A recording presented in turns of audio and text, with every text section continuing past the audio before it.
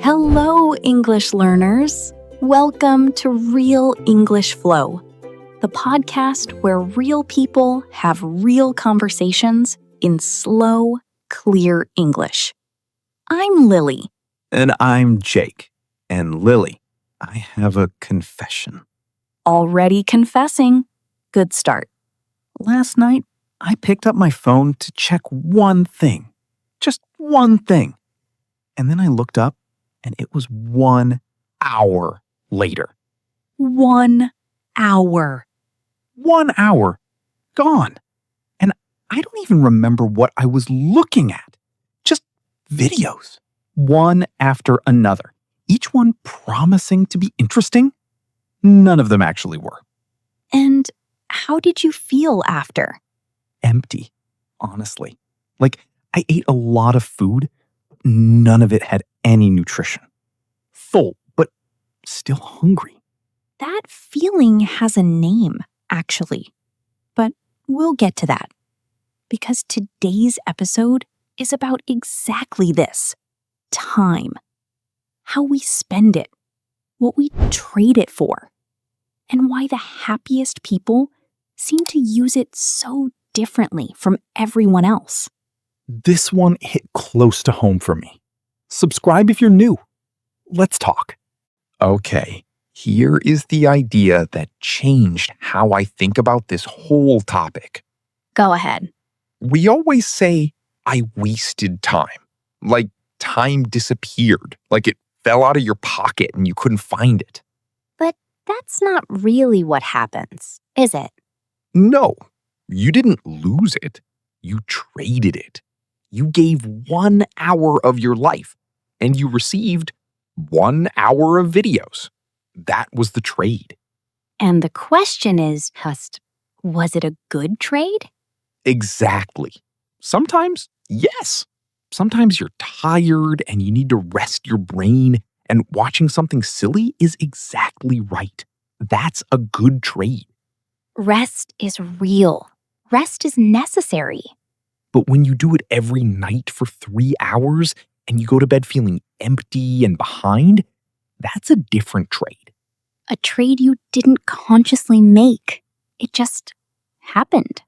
And the problem with trades that just happen, you often don't notice them until you add up all the small ones and see the total.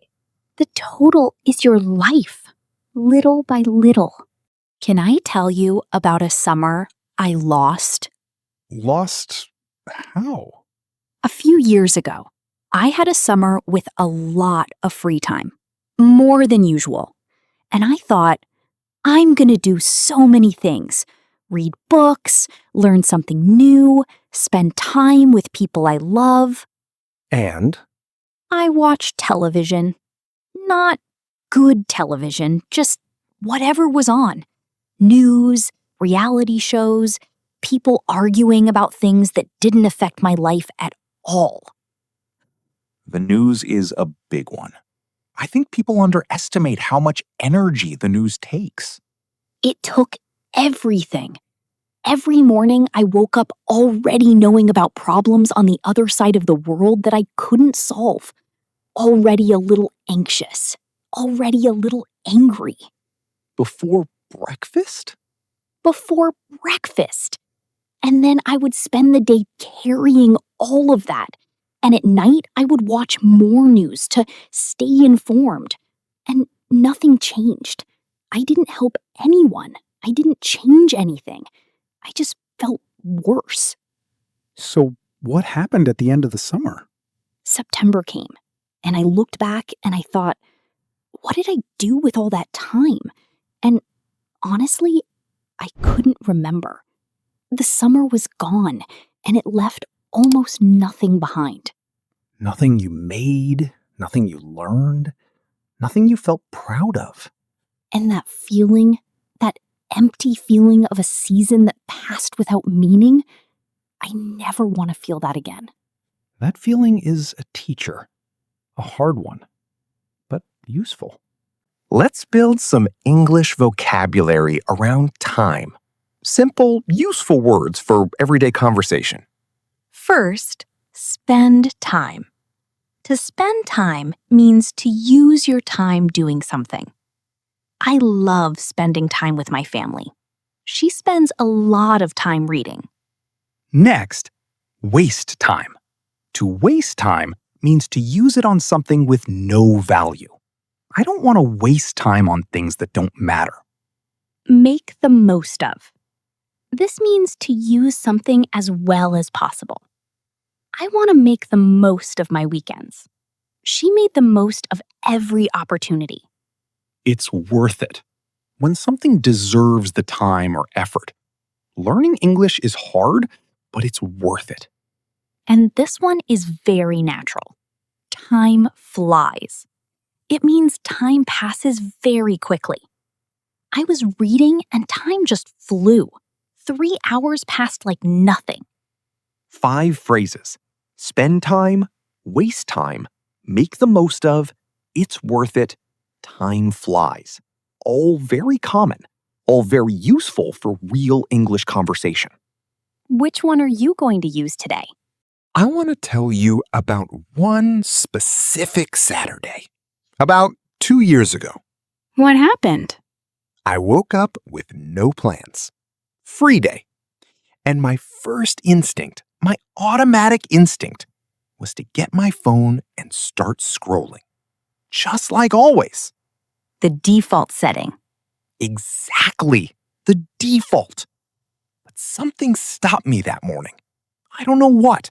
I just put the phone down and I asked myself, what do I actually want to do today? Not what's easy. What do you actually want? And the answer surprised me. I wanted to call my dad. We hadn't talked, really talked, not just a quick message, in maybe 2 months. 2 months. We spoke for almost 2 hours. He told me about something he was building in his garden, about a book he was reading, about a trip he took with my mom when they were young that I had never heard before. A story you didn't know existed. And I thought, this story was always there. I just never made the space to hear it. I was always too busy consuming things that meant nothing to make time for things that meant everything. Your dad's voice versus someone else's viral video. No comparison. And I knew that. Knowing and doing are two very different things. That Saturday you did. That Saturday I did. And I still remember every story he told me. I want to give you a picture, a very simple one. Go ahead. Imagine you have a jar and you have stones, big ones, and sand. The stones are the important things: family, health, learning, creating, resting properly. The sand is everything else, small, forgettable things. If you put the sand in first, the jar fills up. And when you try to add the stones, They don't fit. No room. The day is already full. But if you put the stones in first, The sand falls in around them. Everything fits. The important things have space. The small things find their place too. So the problem isn't that there's too much sand. The problem is the order. We fill our days with sand first. Videos, news, gossip, scrolling. And then we wonder why there's no room for the stones. Family, health, that project you always talk about, that book, that conversation, the stones. Put the stones in first.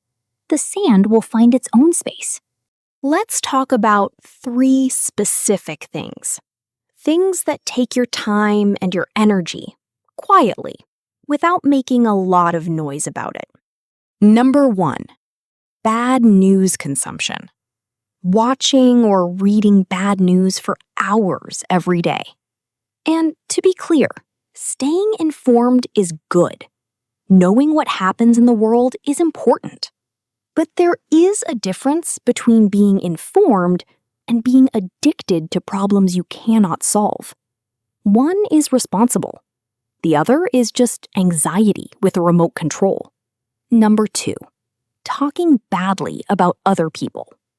This one is sneaky because it can feel good in the moment. You feel connected to the person you're talking to, like you're on the same team. But it leaves you feeling smaller after, every time. Because somewhere inside, you know, this conversation built nothing.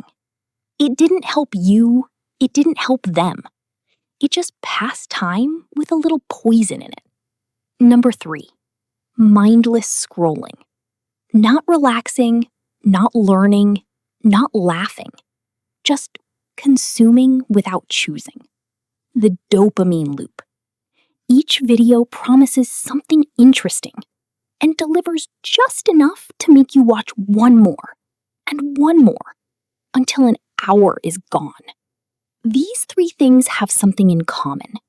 They feel like rest, but they leave you more tired than when you started. Real rest restores you. These things just distract you.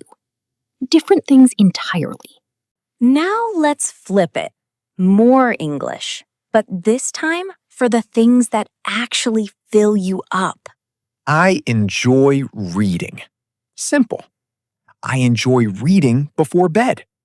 She enjoys reading on weekends. To enjoy means to find pleasure in something. I'm learning for a new skill or hobby. I'm learning to cook. I'm learning to play the guitar. I'm learning to speak English. That's you, right now. I like spending time for relationships. I like spending time with my kids. I like spending time with people who make me laugh. I've been getting into when you start a new interest. Lately, I've been getting into running. I've been getting into cooking new recipes. And this one, it does me good. Means something benefits you, makes you feel better. A walk in the morning really does me good. Talking to old friends does me good. Enjoy, learning to, spending time with, getting into, does me good. 5 phrases for the good trades. The trades that leave you full, not empty.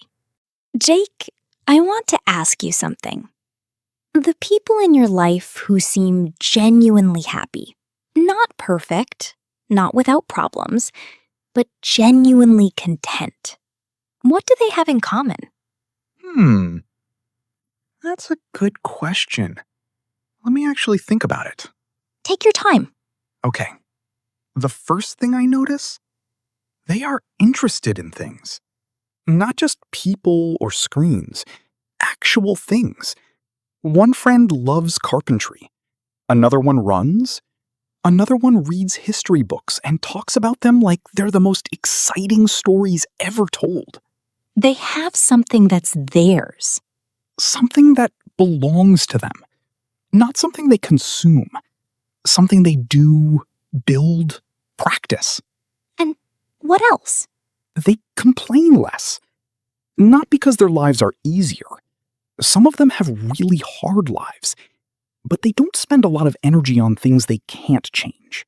They choose where to put their attention. Carefully, like it's a limited resource, which it is. And the third thing, I think they say no more. They say no to the things that drain them, so they have more yes for the things that matter. A good no makes room for a better yes. Every time. I want to say something directly, and I really want you to hear it. We're listening.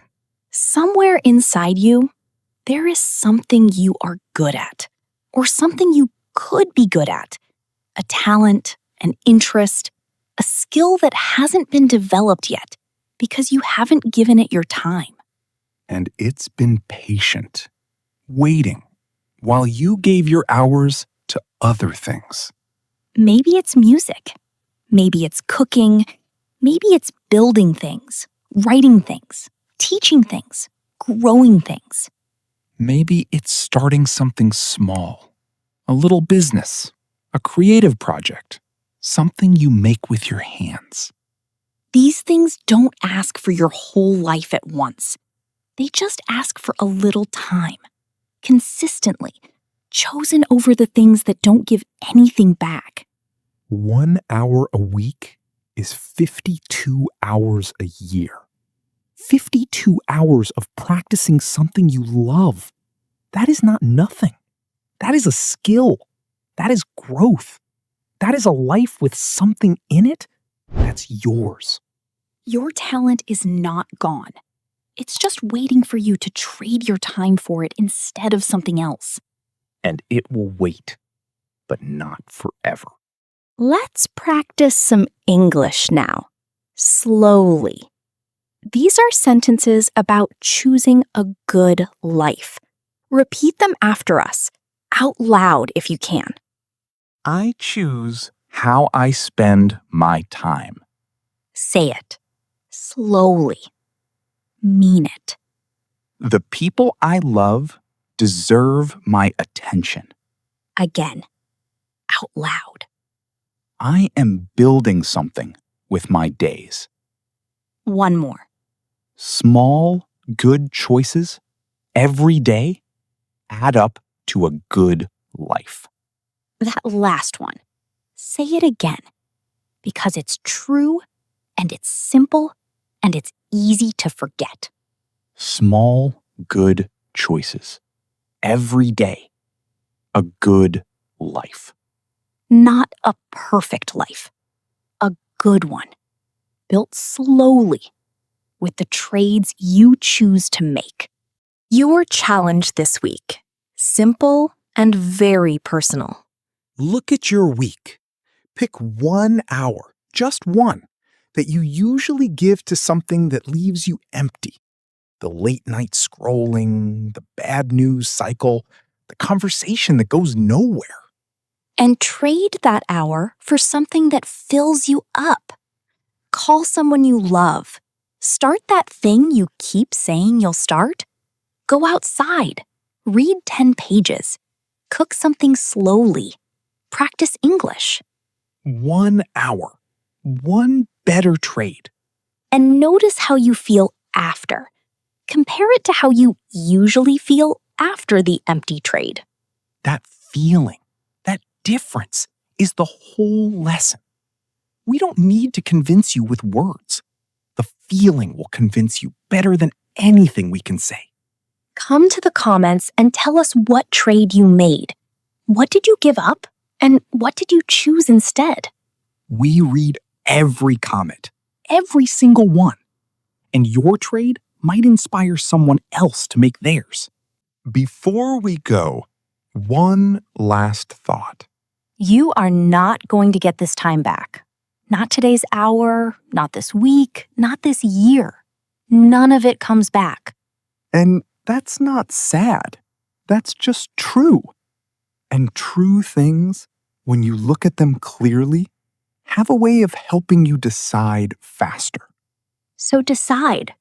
Not perfectly, not forever, just for today.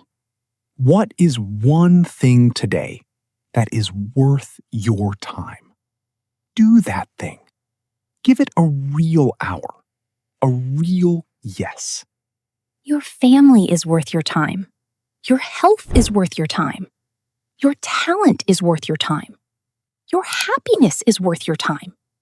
Bad news and other people's drama, they'll be there tomorrow, whether you watch them or not. The good things, they need you to show up.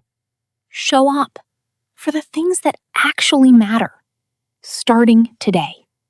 Leave us a comment.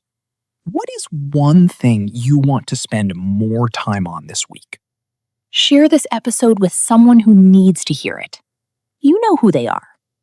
Subscribe to Real English Flow. Slow, real, honest English every single week. Take good care of yourselves and of your time. See you next episode. Bye, everyone.